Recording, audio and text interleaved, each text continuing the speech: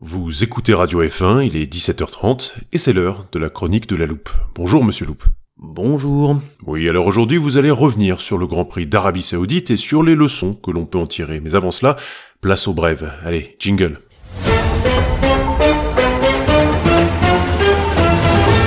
Dépassement somptueux de Lance Stroll sur la Ferrari de Carlos Sainz à l'extérieur du virage 13 au premier tour. Alors autant les raisons de taper sur le Canadien depuis le début de sa carrière n'ont pas manqué, autant il faut être capable de reconnaître que les efforts du pilote ont été très mal récompensés ce week-end.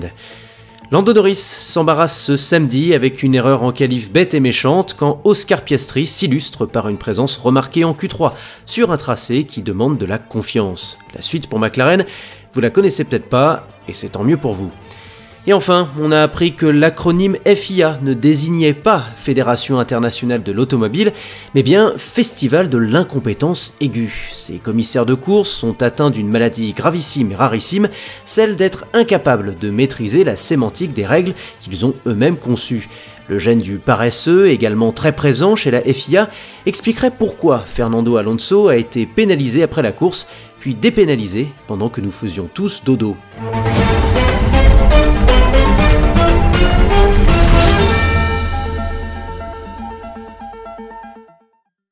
Alors, plus précisément, Monsieur Loupe, ce Grand Prix d'Arabie Saoudite, c'est un triomphe absolu pour Red Bull et Sergio Pérez, n'est-ce pas? Eh bien, les choses ne sont jamais aussi simples. Certes, la 5e victoire de Checo est avant tout celle d'un conquérant des tracés urbains. Après Bakou, après Monaco ou encore Singapour, c'est désormais Jeddah qui vient s'ajouter au palmarès déjà prestigieux du Mexicain. Certes, la pole fut parfaitement maîtrisée, notamment grâce à un secteur 2 imprenable. Certes, le départ poussif fut très vite compensé par un combat de frein dont il sortit vainqueur face à Fernando Alonso au tour 4. Et certes, la gestion du rythme de course, que ce soit après la safety car pour se mettre à l'abri de l'Espagnol, ou durant la deuxième moitié de course en vue de maintenir l'écart face à son coéquipier, n'eut rien à envier à celle des plus grands pilotes de ces 2 dernières décennies. Donc oui, certes, avec Max Verstappen qui complète le doublé avec une facilité déconcertante depuis la 8e ligne, l'heure devrait être à la fête chez Red Bull. On devrait célébrer une bonne gestion des pilotes qui récompense le porteur d'eau habituel d'une victoire de temps à autre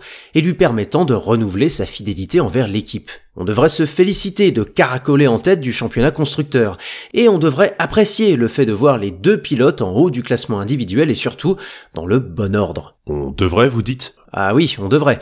Sauf qu'il n'en est rien, car par rapport à 2021 et surtout 2022, le contexte a changé pour 2 raisons. D'une part, la RB19 atteint en ce début de saison un niveau stratosphérique, ce qui aiguise l'appétit et l'ambition du traditionnel numéro 2 qui, à l'instar de Valtteri Bottas en 2019 ou 2020 chez Mercedes, voit naturellement moins de raisons de servir la soupe à son leader. Et d'autre part, le Grand Prix d'Arabie Saoudite a montré que les tensions entre les 2 pilotes Red Bull, dévoilées au grand public à l'issue du Grand Prix du Brésil l'an passé, ne semblent toujours pas être adressées efficacement par le management. Du moins, c'est ce qu'on a perçu du côté de Sergio Pérez. Une fois que Max eut passé Fernando Alonso pour le gain de la P2 et accéléré le rythme, le Mexicain semblait résolu à ne pas laisser son double champion du monde d'équipier le menacer pour la victoire, quitte à pousser le vice du meilleur tour en course et de sa quête, avec les risques que cela comporte pour la mécanique et la pleine intégrité d'une monoplace frôlant le muret à chaque tour.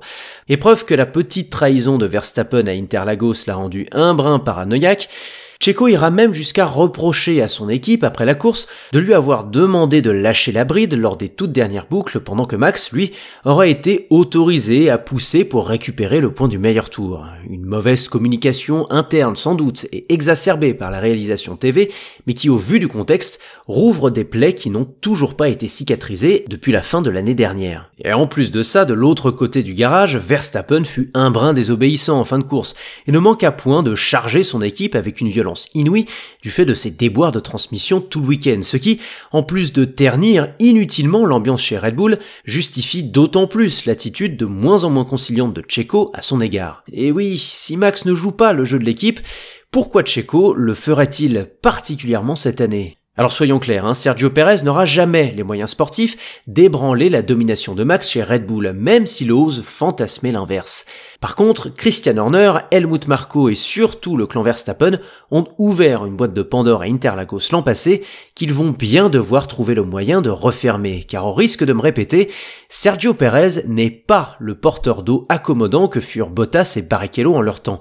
Malmener trop sa fidélité, et Max se retrouvera très vite face à un pilote de la trempe d'un Mark Webber durant l'ère Sébastien Vettel, à savoir un numéro 2 parfois brutal et imprévisible. Et pour le reste, Monsieur Loup, peut-on considérer que la hiérarchie 2023 se précise, loin derrière Red Bull en tout cas? Oui, évidemment, si les tractations internes chez Red Bull retrouvent un intérêt particulier pour les fans que nous sommes, c'est bien parce que l'écurie autrichienne est, sur la piste, seule au monde. Alors à Bahreïn, l'on pouvait se poser la question du niveau véritable d'Aston Martin, puisqu'après un départ difficile et une stratégie pneumatique conservatrice, Alonso avait évolué les 2/3 de la course sur un faux rythme. Mais à Jeddah, les espoirs de voir la deuxième force du championnat plus proche que prévu ont été sérieusement douchés. En dépit d'un départ fantastique, suivi d'un 100e podium enlevé puis remis sur tapis vert pour l'indéboulonnable espagnol, la MR23 concède 1 seconde par tour en moyenne à la RB19. Mais c'est à front renversé que les choses deviennent plus intéressantes, car il me semble que Jeddah a été la confirmation de ce qu'on pouvait pressentir à Bahreïn, à savoir que l'avantage outrageux de l'Aston sur les Mercedes et les Ferrari tient en bonne partie à la bonne gestion des gommes sur une piste abrasive. Sur un tracé urbain moins agressif de ce point de vue-là, on a pu voir Charles Leclerc réaliser un premier relais tonitruant au pneu soft avant de s'écrouler en dur, et Hamilton tenir plus ou moins le rythme de Russell et d'Alonso en médium 30 tours durant. L'avantage d'Aston Martin, quoique incontestable en tant que deuxième force, s'est donc avéré plus faible en Arabie Saoudite, particulièrement lors du deuxième relais en pneus durs. Et si nul ne doute que Fernando en gardait encore un peu sous la pédale, la difficulté relative qu'a eu l'Espagnol à s'assurer un matelas de 5 secondes devant George Russell lors des 5 derniers tours suggère qu'en fonction des qualifs, des circuits et des pneus utilisés, il y aura match entre les verts, les noirs et les rouges, dès lors que les deux dernières couleurs auront un peu mieux compris le fonctionnement de leur monoplace. Mais pour le moment, il faut bien reconnaître que sur une piste aussi peu représentative que celle de Jeddah, voir un top 10 composé de 5 paires de pilotes en randonnion et qui se suivent comme à la parade, à l'exception du malchanceux Lance Stroll, c'est un peu déprimant quand on sait que l'an passé, à la même époque, la hiérarchie semblait plus bouleversante. Tragique ironie, c'est même en dehors des points que la bataille semble pour l'instant la plus intense. On remerciera donc Magnussen et Tsunoda de nous avoir sortis du sommeil profond pour le gain de la 10e place, et à McLaren et Williams de nous avoir rappelé que le temps de la suprématie des années 1980 et 1990 est désormais le temps de la disette, 30 ans plus tard. Merci Monsieur Loup, on se retrouve donc dans 15 jours pour le Grand Prix d'Australie. Vous écoutez Radio F1, il n'est plus 17h30.